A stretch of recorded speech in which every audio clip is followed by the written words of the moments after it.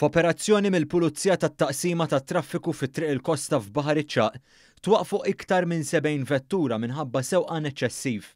Dawn il-vetturi twaqfu fi ftit minuti tul in-nofsinhar tal-ħadd filgħodu f'operazzjoni bl-użu tal-speed guns bħala parti mill-ġlieda tal-awtoritajiet kontra s-sewqan perikolus. One News informat li fost il-vetturi mwaqfa kien hemm saħansitra vetturi li kienu għaddejjin biżjed minn 120 km fis-sija meta ż-żona li kienu fiha kienet ta' 50 km fis-sija. Il-veloċità massima permessibbli f'din it-triq tasal sa 70 km fis-sija. Sorsi qalu li waqt din l-operazzjoni, il-Pulizija arrestat ukoll persuna li twaqfet iżda li allegatament ma bdiċ l-ordnijiet tal-Pulizija tant li ħarbet minn fuq il-post. Madankollu, il-Pulizija tar-Rapid Intervention Unit kienu kostretti jinterċettaw il-vettura fejn tuffiha u jarrestaw lir-raġel. Fil-fatt, ir-raġel għadu qed jinżamm arrestat fejn ġie interrogat mill-Pulizija u mistenni jitressa l-qorti anke jekk waqt l-interrogazzjoni ikkoopera mal-Pulizija.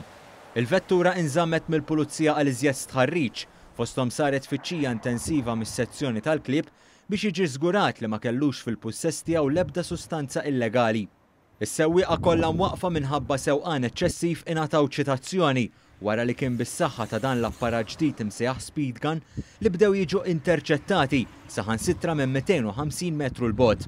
Din l-operazzjoni ġiet immexxija mill-Ispettur Sergio Pisani mit-Taqsima tat-Traffiku.